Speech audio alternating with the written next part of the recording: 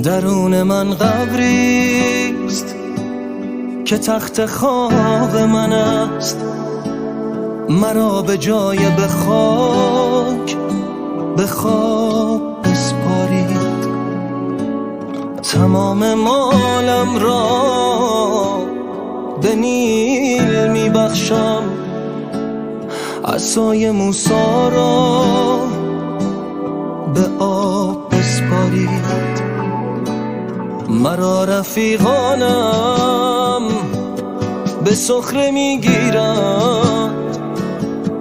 بریده دستم را غلاف شمشیرم. زمین اگر گرد است چرا نمی بینم؟ جهان اگر فانی است چرا نمی میرم؟